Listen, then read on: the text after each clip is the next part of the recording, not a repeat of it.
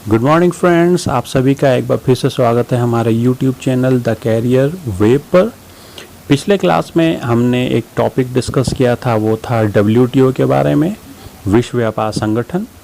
आज का हमारा टॉपिक है भारत और नेपाल के बीच नए सिरे से विवाद। विवाद ये है कि 8 मई को हमारे देश के रक्षा मंत्री राजनाथ सिंह ने सड़क का उद्घाटन लेपुलेख दर्रे पे किया। लेपुलेख दर्रा, ये दर्रा नेपाल के हिस्से में आता है, ये ऐसा नेपाल का कहना है। दरअसल हर साल भारत से तीर्थयात्री कैलाश मानसरोवर जाते हैं। अब चूँकि कैलाश मानसरोवर तिब्बत में पड़ता है, जहाँ चीन का कब्ज़ा है, कैलाश मानसरोवर जाने के 3 रास्ते हैं भारत की तरफ से। पहला सिक्किम से होते हुए, दूसरा नेपाल से होते हुए और तीसरा उत्तराखंड से होते हुए।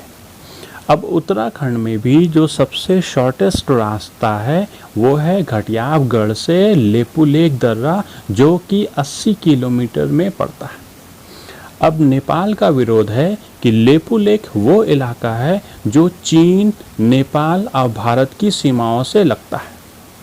नेपाल का कहना है कि ये लेपुलेख दर्रा नेपाल के हिस्से में आता है और नेपाल ने सुगौली ट्रीटी को बताते हुए, सुगौली ट्रीटी जो 1816 में भारत और नेपाल के बीच में एक मित्रता बनाने के लिए किया गया था।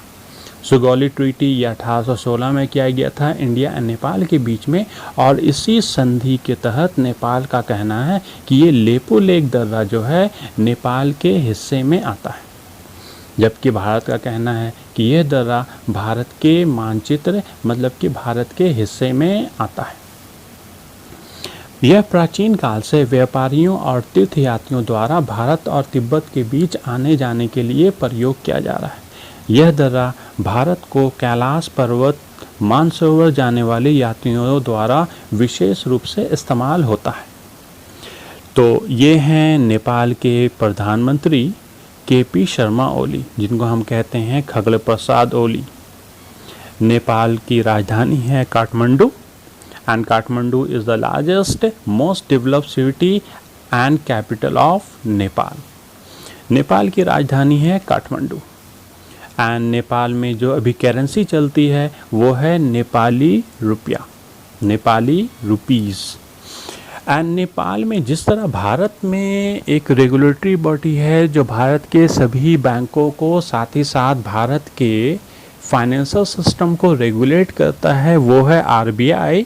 उसी तरह नेपाल में भी वहाँ का एक रेगुलेटरी बॉडी है, वो है नेपाल राष्ट्र बैंक। जी हाँ, भारत में जिस तरह आप जानते हैं, भारत में जो बैंकों को रेगुलेट करने के लिए जो बनाया गया है RBI एक्ट 1934 एंड स्टेबल किया गया था 1935 में, तो भारत में रेगुलेट करने के लिए है, भारत के लिए है RBI। उसी तरह नेपाल में नेपाल के फाइनेंशियल सिस्टम को, वहाँ के बैंकों को रेगुलेट करने के लिए वहाँ पर एक रेगुलेटरी बॉडी है, वो है नेपाल राष्ट्र बैंक, जिसको इस्टेब्लिश किया गया था 26 अप्रैल 1956 अंडर द नेपाल राष्ट्र बैंक एक्ट 1955। तो फिलहाल आपके एग्ज़ाम के पॉइंट ऑफ व्यू से है, आपको एग्ज़ाम में क्वेश्चन पूछे जाएंगे कि नेपाल का रेगुलेटरी बॉडी या नेपाल का रेगुलेशंस पावर कौन सा है या उसका नाम क्या है। तो नेपाल राष्ट्र बैंक, जिसको इस्टेब्लिश किया गया था 1956 में, यह है नेपाल राष्ट्र बैंक। एंड नेपाल के बारे में एक शॉर्ट इन्फॉर्मेशन, वहाँ के प्राइम मिनिस्टर हैं, जैसा कि आपको बता चुके हैं, KP शर्मा ओली। एंड वहाँ की राजधानी जो कैपिटल है काठमांडू, एंड नेपाल में जो करेंसी चलती है वो है नेपालीज रुपी।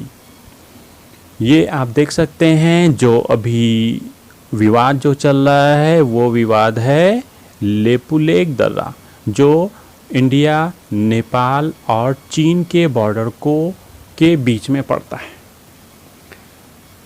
तो thank you friends for watching this video. ये था हमारा एक शॉर्ट इन्फॉर्मेशन से, and please like and subscribe.